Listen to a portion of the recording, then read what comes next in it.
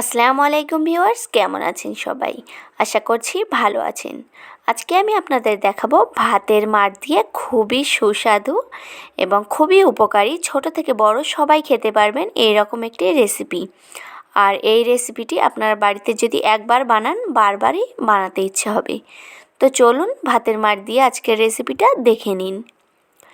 তো প্রথমে আমি একটি বোলের মধ্যে 2 কাপ ময়দা নিয়ে নিচ্ছি আর 2 টেবিল চামচ সাদা তেল দিয়ে দিয়েছি আর স্বাদমতো নুন দিয়ে দিয়েছি। আর এখন সব উপকরণগুলো হাত দিয়ে খুব ভালোভাবে মিশিয়ে নেব। তো খুব ভালোভাবে সব উপকরণগুলো মিশিয়ে নেওয়ার পর এখন আমি এখানে ভাতের মাড়টা নিয়ে নিয়েছি। এটা দিয়ে আমি এখন একটি ডো তৈরি করে নেব। আর অল্প অল্প করে ভাতের মাড় দিয়ে আমি একটি ডো তৈরি করে নিচ্ছি। আর ভাতের মাড়টা হালকা গরম থাকা অবস্থায় ব্যবহার করতে হবে। তো কিছুক্ষণ এইভাবে মাখতে মাখতে দেখুন একটি সফট ডো তৈরি করে নিয়েছি। আর ভাতের মাড়টা দেওয়ার কারণে ডোটা দেখুন কতটা সফট হয়েছে। এখন এটা দিয়ে যে কোনো লুচি, পরোটা কিংবা রুটি আপনি তৈরি করতে পারেন। আর আমি এটা দিয়ে আলুর পরোটা বানাবো। তো সেজন্য আমি এখন এটিকে রেস্টে রেখেছি। আর এইদিকে আমি 3টি সিদ্ধ আলু নিয়েছি ছোট সাইজের। এখন আমি এটিকে খোসা ছাড়িয়ে খুব ভালোভাবে ম্যাশ করে নিচ্ছি। তো দেখুন খুব ভালোভাবে আমি আলুটাকে ম্যাশ করে নিয়েছি। আর এখন দিয়ে দিচ্ছি 1/2 চা চামচ ভাজা জিরা গুঁড়ো আর স্বাদ মতো নুন আর 1 চা চামচের মতো চিলি ফ্লেক্স দিয়ে দিচ্ছি আর 3-4টি কাঁচা লঙ্কা কুচি আর কিছুটা ধনেপাতা কুচি। চাইলে আপনারা চিলি ফ্লেক্সটাকেও বাদ দিতে পারেন। আর এখানে আমি 1/2 কাপের মতো পেঁয়াজ ভাজা দিয়েছি, চাইলে আপনারা পেঁয়াজের বেরেস্তাও দিতে পারেন। আর সব উপকরণগুলো এখন আমি হাত দিয়ে খুব ভালোভাবে মিশিয়ে নিচ্ছি। আর আপনারা এখানে কোনো রকমের কাঁচা পেঁয়াজ ইউজ করবেন না, তাহলে কিন্তু পরোটা বানানোর সময় পরোটা ফেটে যেতে পারে। তো এইভাবে আমি হাত দিয়ে আলুটাকে খুব ভালোভাবে মিশিয়ে নিয়েছি। আর আলুটাকে একটা সাইড করে রেখে যে ডোটা করে রেখেছিলাম সেটি নিয়ে নিচ্ছি আর ডোটা আবারও একবার ভালোভাবে মুথে নিচ্ছি। আর এখন আমি এটি থেকে লেচি কেটে নেব।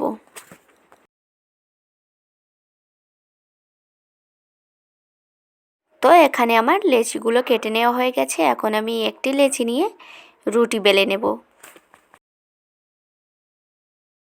এখন আমি একটি ছোট সাইজের রুটি বেলে নেব।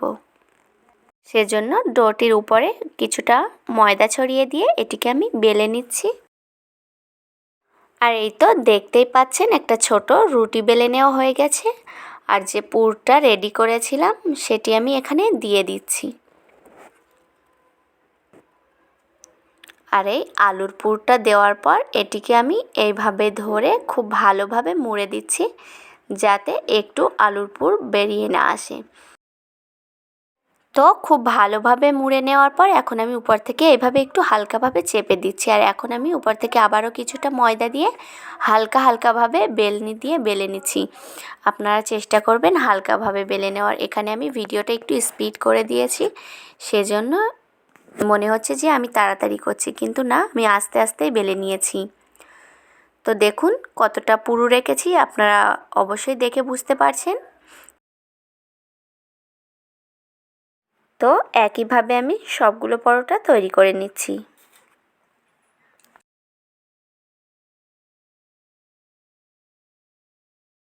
তো সবগুলো পরোটা বেলে নেওয়া হয়ে গেছে। আর এখন আমি চলে এসেছি চুলায়। চুলায় একটি কড়াই বসিয়ে দিয়েছি আর কড়াইটা আমি খুব ভালোভাবে গরম করে নিয়েছি আর এর উপর পরোটাটা দিয়ে দিয়েছি।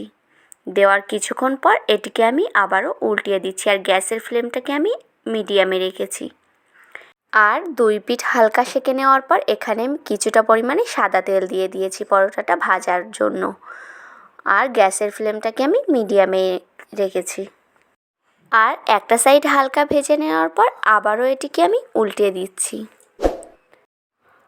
আর দেখুন এখন পরোটাটা একদম রেডি হয়ে গেছে আর পরোটাটা কিন্তু অনেকটাই ফুলেছে। আর এখন আমি এটি নামিয়ে নিচ্ছি আর একইভাবে আমি সবগুলো পরোটা তৈরি করে নেব। তো একইভাবে আমি সবগুলো পরোটা তৈরি করে নিয়েছি আর দেখুন পরোটাগুলো কত সুন্দর সফট হয়েছে। চাইলে আপনারা ভাতের মাড় ফেলে না দিয়ে এইভাবে কাজে লাগাতে পারেন। আর ভাতের মাড়ে অনেক উপকারিতা আছে। আপনারা বাচ্চাদের টিফিনেও এইরকম পরোটা দিতে পারেন, আর এইরকম পরোটা বাচ্চাদের জন্য খুবই উপকারী। তো ভিডিওটি যদি আপনাদের ভালো লাগে তাহলে অবশ্যই লাইক, কমেন্ট, শেয়ার করবেন এবং ভালো খান, সুস্থ থাকুন।